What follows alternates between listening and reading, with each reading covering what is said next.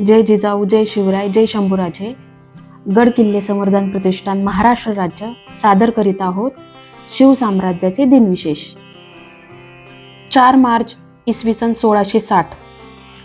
छत्रपती शिवाजी महाराज वेड्याच्या पेचात सापडले. स्वतः शिवाजीराजे पन्हाळगडावर राहून सिद्धी जोहरला तेथेच रोखून ठेवणार होते. जोवर महाराज पन्हाळगडावर आहेत तोवर जोहर तेथेच थांबणार हे निश्चित होते आणि पुढील रणनीती महाराज आखणार होते. कधी कधी डावपेच यशस्वी करण्यासाठी वेगवेगळ्या पद्धतीची आखणी करावी लागते. अत्यंत मुत्सद्दीपणाने आखलेले डावपेच देखील एखाद्या वेळी यशस्वी होत नाहीत. त्याचप्रमाणे पन्हाळगडाच्या वेढ्यात छत्रपती शिवाजी महाराज अडकले आणि पन्हाळगडचा वेढा सिद्धी जोहरने घट्ट आवळला. 4 मार्च इसवी सन 1677. महाराजांच्या भेटीला अकनापंत आणि मादनापंत. छत्रपती शिवाजी महाराज कुतुबशहाच्या भेटीस जाताना कुठल्याही प्रकारची लूट न करता शांतपणे येत असल्याचे पाहून कुतुबशहा निश्चितपणे संतोष पावला. आपले पाहुणे म्हणून त्यांच्या अर्थात महाराजांच्या सत्कारार्थ सामोरा येण्याची तयारी करू लागला. कुतुबशहा सामोरा येतोय. लागलीच महाराजांनी निरोप धाडला की तुम्ही न येणे, आपण वडील भाऊ, मी धाकटा भाऊ, आपण पुढे न येणे. अर्थात या निरोपाने बादशाह अजून संतोष पावला. त्याने अकनापंत आणि मादनापंत यांना हुकूम केला की खासे आपण जाऊन महाराजांचे स्वागत करावे.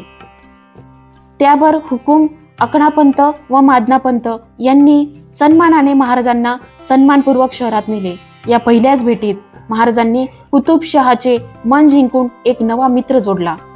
4 मार्च इसवी सन 1687. निळोपंतांनी सर्जेराव जेधे यांस पाठविलेल्या पत्राची नोंद. सर्जेराव जेधे यांस अभय देण्याचे वचन दिले. सर्जेराव जेधे यासाठी मोरोपंतांच्या पायाची शपथ वाहिली आणि कौल दिला.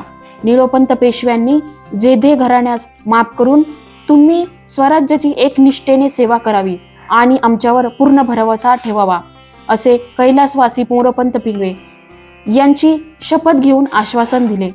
जेधे घराणे किती बहुमोलाचे होते ही गोष्ट यावरून लक्षात येते.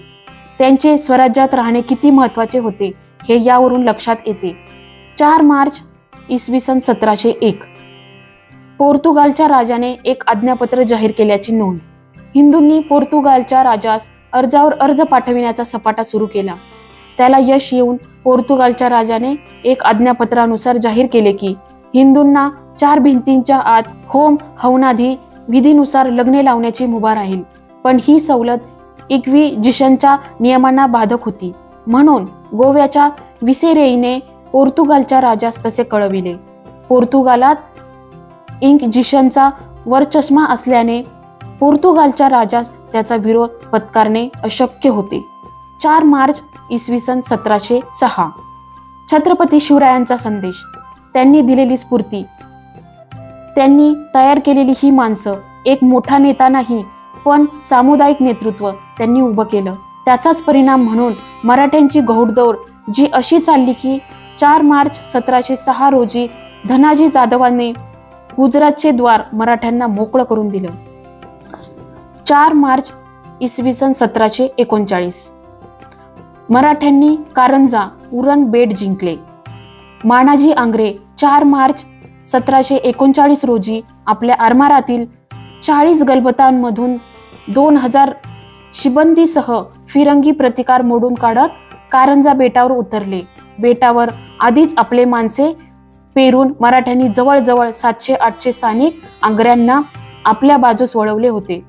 हा सर्व प्रकार पाहून पोर्तुगीज कप्तान जोसे लुई द सिल्वा याच्या पाचावरच धारण बसली. बघता बघता पूर्ण कारंजा बेट ताब्यात घेत लगेच दुसऱ्या दिवशी मराठे द्रोणागिरी गडास बिलगले.